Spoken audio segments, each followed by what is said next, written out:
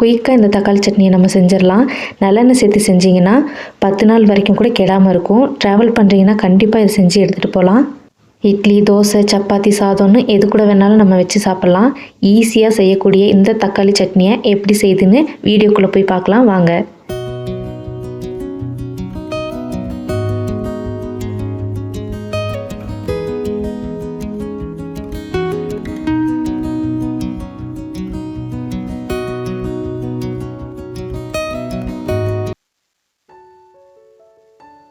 ஒரு பேனில் 4 table spoon நல்லெண்ணெய் சேர்த்துக்கலாம். நீங்கள் இந்த சட்னியை ஸ்டோர் பண்ணி வைக்கிறீங்கன்னா இன்னும் எக்ஸ்ட்ராவாக ஒரு 4 டேபிள் ஸ்பூன் எண்ணெய் சேர்த்துக்கோங்க.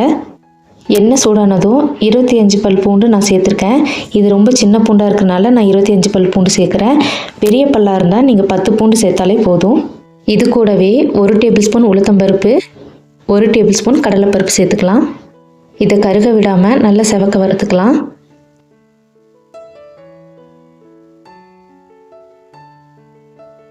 இந்த அளவுக்கு வறுத்தா போதும். இது கூட மீடியம் சைஸில் 2 பெரிய வெங்காயம் கட் பண்ணி வச்சுருக்கேன். அது இதோடய சேர்த்துடலாம். 2 நிமிஷம் வெங்காயத்தை நல்லா வதக்கி விட்டுக்கலாம்.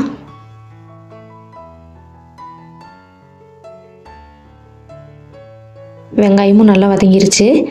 இது கூடவே நல்ல பழுத்த தக்காளி 7 தக்காளி கட் பண்ணி வச்சுருக்கேன். அதையும் சேர்த்துக்கலாம். தக்காளி நல்லா மசிஞ்சு வர வரைக்கும் நம்ம கிளறி விட்டுக்கலாம்.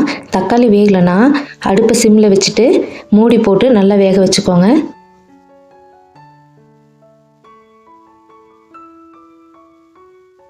தக்காளி இந்த அளவுக்கு வேக வச்சுக்கோங்க. உங்களுக்கு எவ்வளோ காரம் வேணுமோ அதுக்கு தகுந்த மாதிரி மிளகாய்த்தூள் சேர்த்துக்கோங்க. நான் இன்றைக்கி 2 டீஸ்பூன் காஷ்மீரி மிளகாய்த்தூள் சேர்த்துருக்கேன். மல்லித்தூள் 3 டீஸ்பூன் சேர்த்துக்கலாம். மஞ்சத்தூள் 1/2 டீஸ்பூன். இந்த மசாலா எல்லாத்தையும் நல்லா மிக்ஸ் பண்ணி விட்டுறலாம்.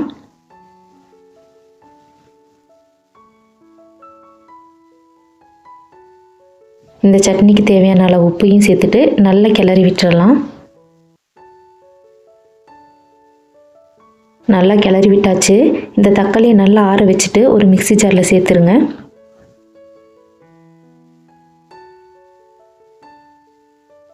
கொஞ்சமாக தண்ணி சேர்த்துட்டு நல்லா அரைச்சி எடுத்துகிட்டு வந்துடலாம்.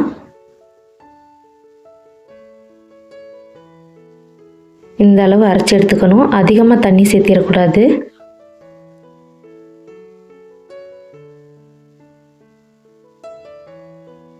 இந்த சட்னிக்கு ஒரு தாளிப்பு கொடுத்துடலாம். அதுக்கு 2 டேபிள் ஸ்பூன் நல்லெண்ணெய் சேர்த்துருக்கேன். எண்ணெய் சூடானதும் 1/2 டீஸ்பூன் கடுகு சேர்த்துக்கலாம். 1/2 டீஸ்பூன் உளுத்தம்பருப்பு, ஒரு கொத்து கருவேப்பிலையும் சேர்த்துட்டு வறுத்து எடுத்துக்கலாம். இந்த தாளிப்போட நம்ம அரைச்சி வச்சுருக்க சட்னியும் சேர்த்துடலாம்.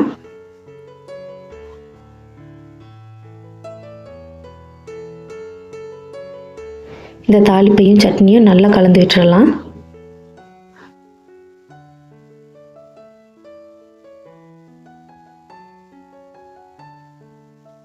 இந்த சட்னிக்கு 2 துண்டு வெல்லம் சேர்த்துக்கலாம். வெல்லம் இல்லைன்னா நாட்டு சக்கரை கூட சேர்த்துக்கோங்க. இப்போ இந்த வெல்லம் கரையிற வரைக்கும் நம்ம நல்லா கலந்து விட்டுக்கலாம். அதே போல் இந்த சட்னிலேருந்து எண்ணெய் பிரிஞ்சு வரணும், அந்த அளவுக்கு நம்ம வதக்கி எடுத்துக்கலாம்.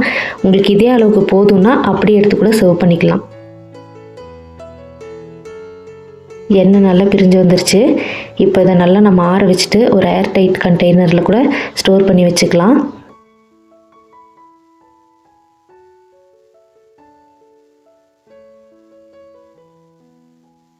சூப்பரான தக்காளி சட்னி நமக்கு ரெடி ஆயிடுச்சு. இது இட்லி, தோசை, சாதம், சப்பாத்தி எல்லாத்துக்கூடயும் நம்ம பரிமாறலாம்.